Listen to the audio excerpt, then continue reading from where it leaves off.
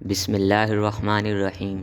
السلام علیکم دوستو، وہ قوم جس کو اللہ تعالیٰ نے دنیا کی ہر نعمت سے نوازا اور ہر عیش و آرام کی چیزیں بھرپور مہیا کیں، لیکن پھر بھی اس قوم نے ایسا کون سا گناہ کیا جس کی وجہ سے اللہ تعالیٰ نے اس قوم کو نیست و نابود کر دیا اور قیامت تک اس قوم کو عبرت کا نشان بنا دیا؟ اور جس گناہ کی وجہ سے اس قوم پر اللہ کا عذاب آیا تھا، کیا آج کے دور میں بھی وہ گناہ ہوتے ہیں؟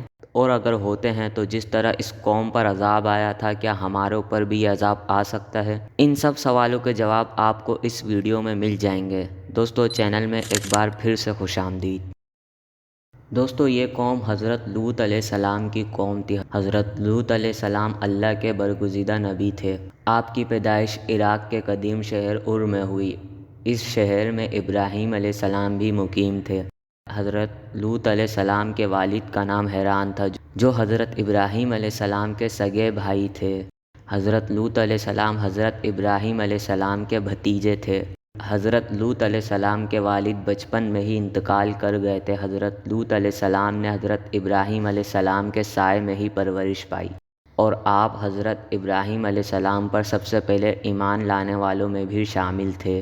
حضرت لوط علیہ السلام کو حضرت ابراہیم علیہ السلام کے زمانے میں اہل صدون کے لوگوں کی رہنمائی کے لیے نبوت پر فائز کیا گیا۔ صدون وہ علاقہ تھا جہاں حضرت لوط علیہ السلام کو نبی بنا کر بھیجا گیا۔ صدون کے آس پاس 5 بہت خوبصورت شہر آباد تھے، جن میں سے ہر ایک کی آبادی 1 لاکھ سے زائد تھی۔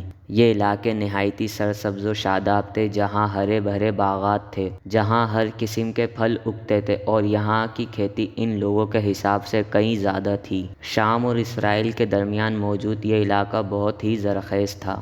طرح طرح کے اناج اور پھل یہاں پیدا ہوتے تھے، اور اسی وجہ سے آس پاس کے شہر کے لوگ اپنی معاشی اور کاروباری سرگرمیوں کی وجہ سے اس علاقے کا رخ کرتے تھے۔ مگر ان لوگوں کا آنا اہل صدون کے لوگوں کو بالکل پسند نہ تھا۔ ان کے خیال میں اس بستی میں پیدا ہونے والے پھل اور اناج پر صرف ان کا ہی حق تھا، لیکن مجبوراً دوسرے شہروں سے ان کے علاقوں میں لوگوں کو آنا پڑتا تھا۔ ایک دن اس علاقے کے لوگ اس بات پر غور و فکر کر رہے تھے کہ شیطان نے اس بات کا فائدہ اٹھایا اور ایک بزرگ کے روپ میں آ کر ان لوگوں کو کہنے لگا، اگر تم ان لوگوں سے جان چھڑانا چاہتے ہو تو میری بات پر عمل کرو۔ انہوں نے جب شیطان کی بات ماننے کا فیصلہ کیا تو شیطان نے بولا کہ میں کل بتاؤں گا کہ آپ نے کیا کرنا ہے۔ اگلے دن شیطان آیا، بہت ہی خوبصورت نوجوان لڑکے کی شکل میں آیا، اور اس نے اس قوم کے مردوں کو اپنی طرف راغب کیا۔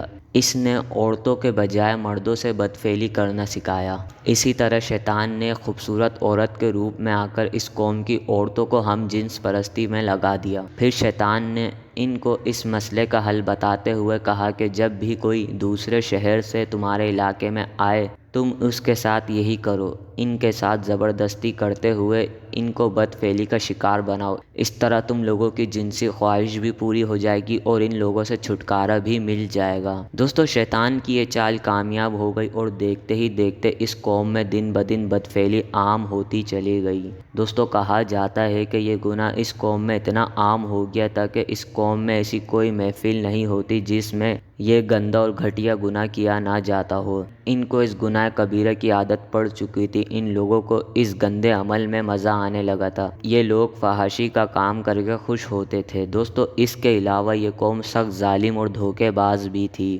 کوئی بھی مسافر ان کے علاقے سے بخیریت نہیں گزر سکتا تھا۔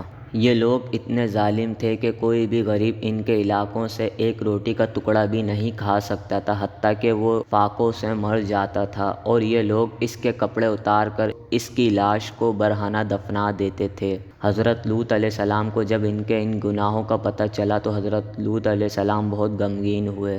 حضرت لوط علیہ السلام نے اپنی قوم کو اللہ کے عذاب سے ڈرایا اور اس گناہ سے منع کیا، جس طرح قرآن شریف میں ارشاد ہے کہ تم وہ بے حیائی کرتے ہو جو تم سے پہلے اس جہاں میں کسی نے نہ کی۔ تم مردوں کے پاس شہوت سے جاتے ہو عورتوں کو چھوڑ کر، بلکہ تم لوگ حد سے گزر گئے ہو۔ دوستو، یہ قوم بدفعلی میں اتنے آگے بڑھ چکی تھی کہ جب حضرت لوط علیہ السلام ان کو سمجھاتے تو یہ ان کو برا بھلا کہتے اور ان کو اس شہر سے نکل جانے کی دھمکی دیتے۔ حضرت لوط علیہ السلام نے ان کو بہت سمجھانے کی کوشش کی لیکن یہ قوم باز نہ آئی۔ یہ قوم اتنی گر چکی تھی کہ یہ قوم اللہ کے عذاب کو للکارنے لگی، اور جب حضرت لوط علیہ السلام اس گناہ سے ان کو روکتے تو یہ ان کو کہتے کہ اگر تم اللہ کے سچے نبی ہو تو ہم پر عذاب لا کر دکھاؤ۔ یہ قوم خود اللہ کے عذاب کو طلب کرنے لگی، چنانچہ حضرت جبرائیل علیہ السلام چند فرشتوں کے ساتھ نہایت ہی خوبصورت نوجوانوں کے روپ میں حضرت لوط علیہ السلام کے گھر پہ تشریف لائے۔ جب حضرت لوط علیہ السلام نے ان خوبصورت نوجوانوں کو دیکھا تو پہلے بہت خوش ہوئے، کیونکہ حضرت لوط علیہ السلام بہت مہمان نواز تھے، لیکن ساتھ ہی ساتھ پریشان بھی تھے، کیونکہ ان کی قوم بد فعلی میں حد سے آگے بڑھ چکی تھی۔ حضرت لوط علیہ السلام کی بیوی کا نام وائلہ تھا، جو منافق تھی۔ وہ چھپ کے یہ سب منظر دیکھ رہی تھی۔ ان کی بیوی وائلہ نے جا کر شہر صدون کے لوگوں کو ان مہمانوں کے بارے میں بتایا۔ ان کی بیوی نے بتایا کہ ہمارے گھر میں کچھ خوبصورت نوجوان مہمان آئے ہیں۔ جب صدون کے لوگوں کو پتہ چلا تو انہوں نے حضرت لوط علیہ السلام کے گھر کو چاروں طرف سے گھیر لیا۔ لوط علیہ السلام نے ان لوگوں کو سمجھاتے ہوئے کہا کہ اے قوم، یہ میری قوم کی لڑکیاں ہیں، یہ تمہارے لیے جائز اور پاک ہیں۔ اللہ سے ڈرو اور میرے مہمانوں کے سامنے مجھے رسوا نہ کرو۔ ان لوگوں نے جواب دیا کہ تم جانتے ہو ہمیں تمہاری بیٹیوں سے کوئی حاجت نہیں، اور تم ہماری چاہت بھی جانتے ہو۔ یہ قوم ان نوجوانوں کے ساتھ بدفعلی کرنا چاہتی تھی۔ دوستو، اس قوم کے اس جواب سے آپ اندازہ لگا سکتے ہیں کہ یہ قوم کتنا گر چکی تھی۔ اس گناہ میں جب یہ قوم حد سے آگے بڑھنے لگی تو حضرت لوط علیہ السلام کے گھر کی دیواروں پر چڑھنے لگی۔ تو حضرت لوط علیہ السلام نے ان مہمانوں کو ایک کمرے میں بند کر دیا۔ فرشتوں نے جب حضرت لوط علیہ السلام کی اس پریشانی اور بے بسی کا عالم دیکھا تو حقیقت سے پردہ اٹھاتے ہوئے کہا کہ اے لوط، تم پریشان نہ ہو، اور ہم اللہ کی طرف سے بھیجے ہوئے فرشتے ہیں۔ اس قوم کو اللہ کے عذاب میں مسلط کرنے آئے ہیں۔ یہ لوگ ہمیں اور آپ کو کوئی نقصان نہیں پہنچا سکتے، چنانچہ صبح ہونے سے پہلے آپ اپنے گھر والوں اور اپنے مومن دوستوں کے ہمراہ اس بستی سے نکل جائیے گا، اور پیچھے مڑ کر نہیں دیکھیے گا۔ جو پیچھے مڑ کر دیکھے گا وہ بھی اس عذاب کا شکار ہو جائے گا۔ دوستو، جب لوگ حضرت لوط علیہ السلام کے گھر کا دروازہ توڑ کر اندر داخل ہوئے اور ان نوجوانوں کی طرف ہاتھ بڑھایا تو حضرت جبرائیل علیہ السلام نے اپنا ایک پر ان لوگوں پر مارا تو یہ سب اندھے ہو گئے، حتیٰ کہ ان کی آنکھوں کے ڈلے باہر آ گئے۔ حضرت لوط علیہ السلام اپنے گھر والوں کے ہمراہ اس بستی سے نکل گئے۔ پھر حضرت جبرائیل علیہ السلام اس بستی کو اپنے پروں پہ اٹھا کر آسمان کی طرف لے گئے اور الٹا کر کے واپس پھینک دیا، اور آسمان سے پتھروں کی بارش شروع ہو گئی، جبکہ حضرت لوط علیہ السلام کی بیوی وائلہ جو منافق تھی وہ بار بار پیچھے مڑ کے دیکھ رہی تھی۔ اس کو اس بستی کی فکر کھائے جا رہی تھی۔ آسمان سے ایک پتھر آیا اور وائلہ کے سر پر آ گرا، جس سے وائلہ بھی ہلاک ہو گئی، اور کچھ ہی وقت میں اس بستی کا نام و نشان مٹ چکا تھا۔ دوستو، ہمارے معاشرے میں بھی زنا، فحاشی اور بے حیائی دن بدن عام ہوتی جا رہی ہے۔ ہمیں بھی اللہ کے عذاب سے ڈرنا چاہیے۔ اگر ویڈیو پسند آئے تو ویڈیو کو لائک کر دیں اور چینل کو سبسکرائب کرنا مت بھولیے گا۔